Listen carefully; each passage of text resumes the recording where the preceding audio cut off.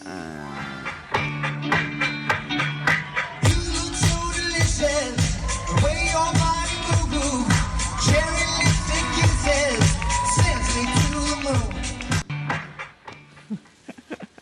nggak Mbak jalan di panggung mewah seperti itu? Kangen nggak ya? Kangen enggak sih? Kangen enggak sih? Maksudnya kan ya dulu saya memang pekerja seni gitu ya. Jadi ya saya syuting gitu.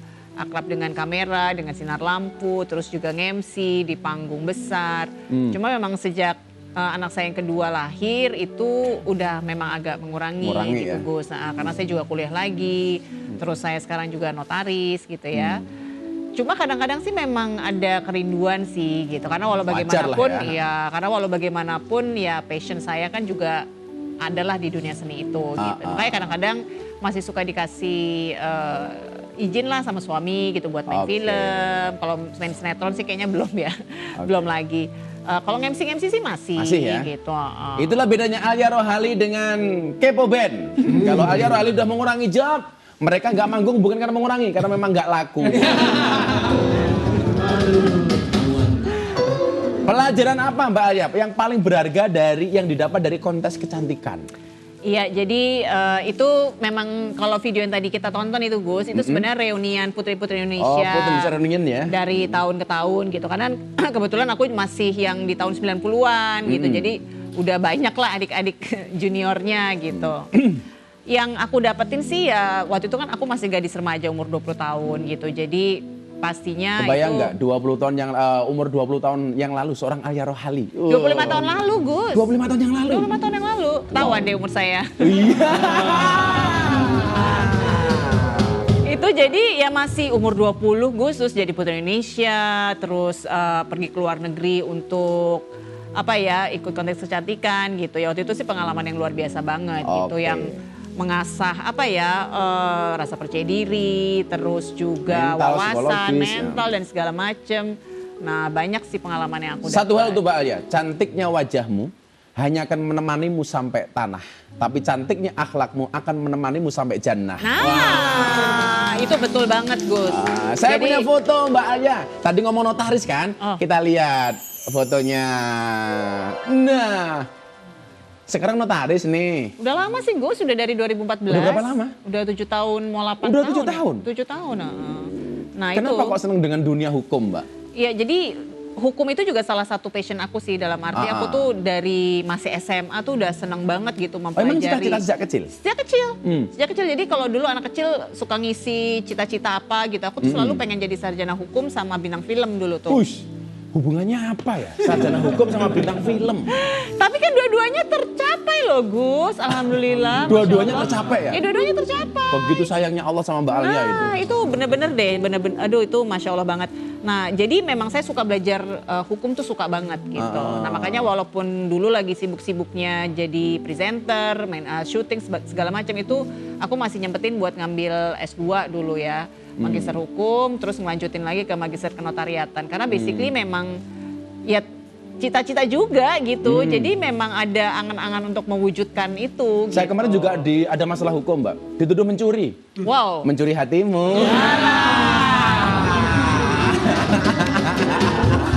Itu kamu kena pasal 362 itu mencuri. Wah, 362 ya? Apa 362? Mencuri. Mencuri. Pencurian. Mbak, kita lihat berita lihat ini lagi. Waduh. Di survei ini, seorang Alia Rohali masuk survei calon wali kota Depok. Tertarik nggak sih? Aduh, jadi memang dulu tuh sempet ada yang meminta lah gitu ya. Untuk maju lah di bursa calon wali kota Depok gitu. Cuma ya memang enggak sih Gus ya, aku tuh merasa, jadi gini, dari dulu tuh banyak banget gitu partai politik misalkan yang terus meminta aku gitu ya untuk masuk menjadi kadernya gitu. Nah aku tuh selalu berkonsultasi dengan bapak gitu. Jadi bapakku tuh dulu anggota MPR juga gitu. Jadi masa mudanya tuh dia ketua KAMI Bandung ya, jadi memang berpolitik juga gitu. Nah Tapi kemudian meninggalkan dunia politik karena satu dan lain hal lah gitu. Nah aku selalu konsultasi sama Bapak gitu. Dan Bapak tuh selalu nggak pernah yang frontal mengatakan tidak gitu. Tapi selalu yang menjelaskan yang apa ya. Jadi tersiratnya tuh jangan deh gitu. Oh, arahnya jangan ya? Jangan deh gitu. Tapi tetap mempersilahkan dengan bahasa aku, Bapak ya? Iya bahasa Bapak dan mempersilahkan aku untuk memikirkannya sendiri gitu. Jadi nanti tuh gini, ayah tuh harus yakin bisa begini. Jadi sampai sekarang tuh memang selalu yang keingat tuh rasa itu gitu. Waktu almarhum Bapak tuh berkata seperti itu. Jadi kayaknya memang that's not my world lah gitu. Bukan passionnya lah ya? Bukan passion dan kayaknya aku nggak bakat deh Gus berpolitik gitu. Iya. That's hard. Politik hari ini Mbak, kalau dulu orang mati memberikan ketakutan kepada yang hidup. Sekarang yang hidup memberikan ketakutan kepada yang mati. Kenapa? Karena saya pernah lewat jalan, kuburan itu ada gambar pasangan calon. Jadi yang mati ditakut-takutin sama gambar calon. Oke, saatnya trivia quiz. Aduh jangan susah ya Gus. Kita main trivia quiz Mbak, tolong dijawab dengan cepat. Aktris atau notaris? Dua-duanya suka sih Gus. Satu dong. Oh satu ya? Dong. Ya notaris lah mungkin saat ini ya. Notaris. Oke. Presenter atau maratoner? Ih, susah dua-duanya. Ya kalau presenter menghasilkan duit presenter deh. Kalau maratoner ngeluarin duit soalnya. Aduh. Oke, yang terakhir. Soekarno atau Soeharto? Soeharto. Soeharto. Kenapa? Oh itu tuh selalu idolaku Pak Harto itu. dari aku kecil sampai sekarang. Kenapa? Kenapa sih yang diidolakan apanya? Ya nggak tahu ya Gus, dari aku kecil sampai aku kuliah kan taunya presiden cuma Pak Harto. Sampai beliau digulingkan gitu. Jadi luar biasanya adalah bahwa ya mungkin doktrin orang tua juga gitu kan. Oke, ya. kalau ngefans sama Pak Harto, kan menteri dulu begitu dihafalkan sama anak-anak. Iya, menteri yang paling diingat. Harmoko lah. Satu saja. Harmoko, Murdiono, Alam Syaratu Perluan Negara, semua juga ada. Emil Salim. Oh, Emil Ya semua Salim. hafal deh. Kalau zaman dulu anak-anak ya nggak sih? Kalau saya dulu yang paling saya hafalkan satu, Pak Harmoko. Ya, Harmoko. Karena setiap kali muncul di TV, menurut petunjuk Bapak Presiden. Iya.